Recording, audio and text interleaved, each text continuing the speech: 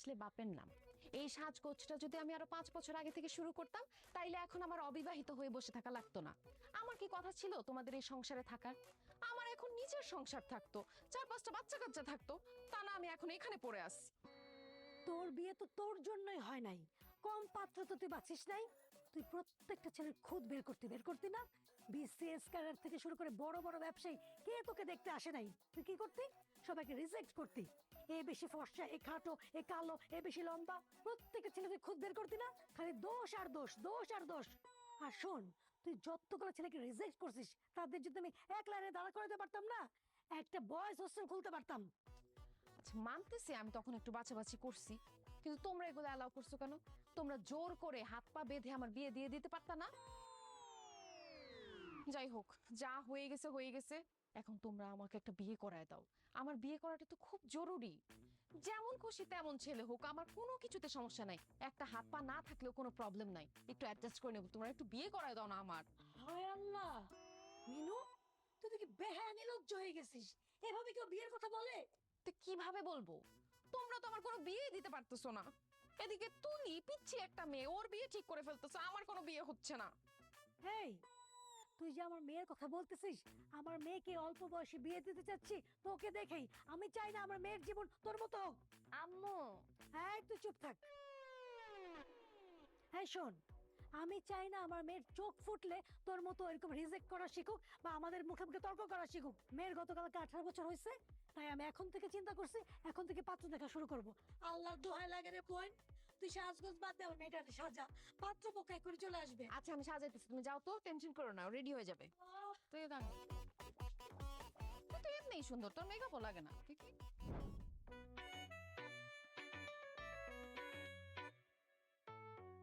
এই যে একটু কিছু, মাশাআল্লাহ, একদম চাঁদের মতো সুন্দর। Thank you. আপনি তো খুশি হন না? আপনাকে বলি নাই, মেয়ে আমাদের পছন্দ হয়েছে। ও, ছেলেকে তো জিজ্ঞেস করিনি, তোর পছন্দ হয়েছে? আলহামদুলিল্লাহ, আলহামদুলিল্লাহ। মেয়ে যেহেতু আমাদের পছন্দ হয়ে গেছে, সেহেতু আজকে কাবিনটা করাই ফেলতে চাই। কি বলেন হেকমত সাহেব? ও, আপনাদের ছেলে পছন্দ হয়েছে কিনা সেটা শুনলাম না। ছেলেকে কি পছন্দ হয়? আমাদের পছন্দ হয়েছে, কিন্তু কিন্তু মানে তোমরা বাচ্চারা চলে আসছো কাবিন করতে, গার্জিয়ান লেভেলের কেউ আসলে ভালো হতো না? কি বলে? ছেলের বাবা আমি, আমি নিজে চলে আসছি, আরো গার্জিয়ান লাগবে?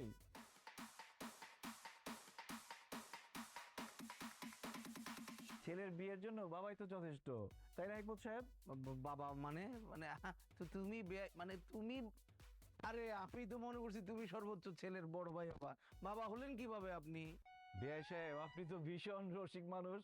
বাবা হলাম কিভাবে এটা এখন সবার সামনে বলতে হবে? ছোট ছোট ছেলেমেয়েরা আছে, এদের সামনে কিভাবে বলি? আচ্ছা দাঁড়ান, এই এনআইডি আর বার্থ সার্টিফিকেট দেখাও।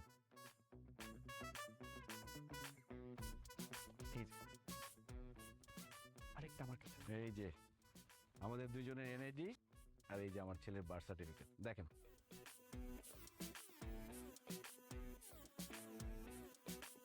কি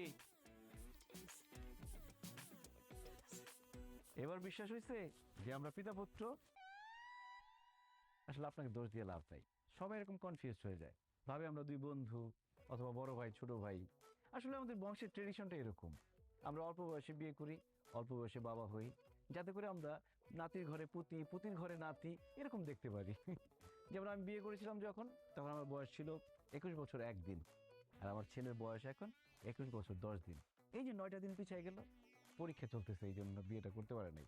তবে আজকে বিয়ে করলে মোটামুটি 9 দিনের মতো লস হবে, বেশি লস হবে না। তবে আমার ছেলের কিন্তু শারীরিক বয়স কম। শারীরিক বয়স কম মানে? মানে জন্মের পরে সবাই জন্ম নিবন্ধন করতে গেলে বয়সটা হাইড করে না, কমায় লিখে। আমাদের বংশে সবসময় 2 বছর বাড়ায় লিখে, যাতে করে বিয়ের সময় কোনো ঝামেলা না হয়, আইনি কোনো জটিলতা না হয়। তার মানে আপনার ছেলের বয়স এখন 19 বছর 10 দিন। তার মানে আপনার যখন বিয়ে হয়েছিল তখন আপনার বয়স ছিল 19 বছর 1 দিন। বিয়ে সাহেব তো অঙ্কে খুব পাকা ছিলেন মনে হচ্ছে। আর আমার ওয়াইফের বয়স ছিল 16 বছর।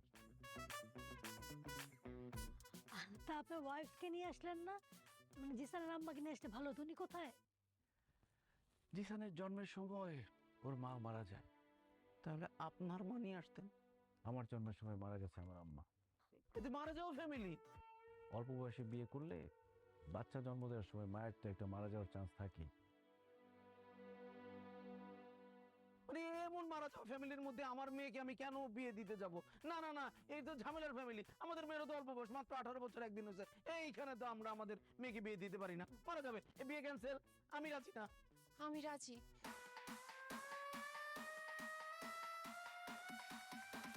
আপনি তো আমার থেকে বয়সে অনেক বড়, আমি তো আপনাকে বিয়ে করব না।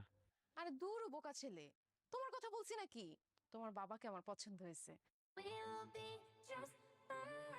আমাদের বয়স, হাইট সবকিছু একদম পারফেক্টলি ম্যাচ হবে, একদম রবনে বানাতে জড়ি। এই যে বিয়ে করবেন আমাকে?